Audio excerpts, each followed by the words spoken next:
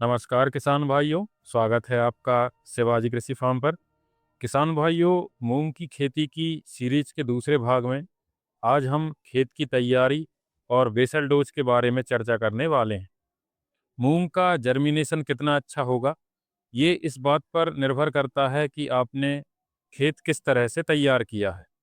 साथ ही basal dose में पोषक तत्वों की संतुलित मात्रा का प्रयोग कर ही आप मूंग से अच्छा उत्पादन ले सकते हैं। पिछले वीडियो में हमने मूंग की टॉप वैरायटियों के बारे में बताया था। ऊपर दी गई लिंक पर क्लिक कर आप उस वीडियो को देख सकते हैं। सबसे पहले खेत की तैयारी की बात करें तो गहरी जुताई और रोटावेटर से भी पहले आपको पिछली फसल के अवशेषों का उचित प्रबंधन करना है। सबसे पहले आपको कोशिश करनी चाहिए कि खेत में फसल अवशेषों को आग न लगाएं। इसके स्थान पर उन्हें खेत में या अन्य जगह डिकम्पोज करने का प्रयास करें। यदि अवशेष अधिक मात्रा में हैं तो उन्हें खेत से बाहर करने या खेत में ही अच्छे से मिट्टी में मिलाने का प्रयास करें। यदि अवशेष अधिक मात्रा में होंगे तो खेत अच्छे तरीके से तैयार नहीं होगा और आगे चलकर मिट्टी में नाइट्रोजन की कमी होगी। इसके बाद खेत के चारों ओर की मेढ़ों की अच्छे से सफाई करें।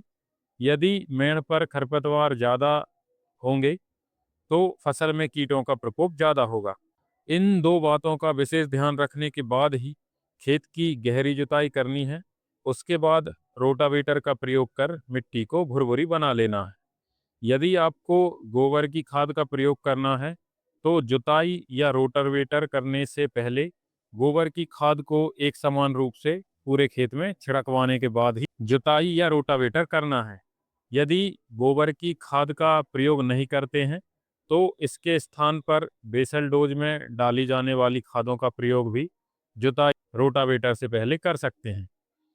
इसके बाद बेसल डोज की बात करें तो भारतीय दलहन अनुसंधान केंद्र कानपुर द्वारा मूंग में नाइट्रोजन 8 किलो, फास्फोरस 16 किलो तथा पोटेशियम 8 किलो प्रति एकड़ देने की सिफारिश की जाती है, जिसमें एनपीके की संपूर्ण मात्रा बुवाई के समय देने की सिफारिश की जाती है। इसके साथ दलहनी फसलों में सल्फर की पूर्ति भी अवश्य करनी चाहिए। इसके लिए 5 से 10 किलो प्रति एकड़ सल्फर का प्रयोग करना चाहिए।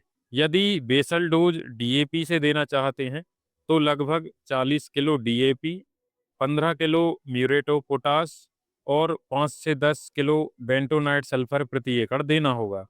यदि सिंगल सुपर फास्फेट से बेसल डोज देना चाहते हैं तो लगभग 100 kilo single super phosphate, 20 kilo urea देना होगा। सल्फर की पूर्ति सिंगल सुपर फास्फेट से हो जाएगी। यदि एनपीके 12-32-16 का प्रयोग करते हैं तो 50 किलो एनपीके 12-32-16 और 5 से 10 किलो बेंटोनाइट सल्फर का प्रति एकड़ प्रयोग करना हो। चूँकि 18 से 25 दिन में मूंग की जड़ें स्वयं वायुमंडल से नाइट्रोजन प्राप्त करने लगती हैं, तो बुवाई के बाद यूरिया या अन्य खाद का प्रयोग करने की आवश्यकता नहीं होती है। बेसल डोज की खादों का प्रयोग जुताई या रोटावेटर करने से पहले भी कर सकते हैं या सीड ड्रिल के साथ भी कर सकते हैं।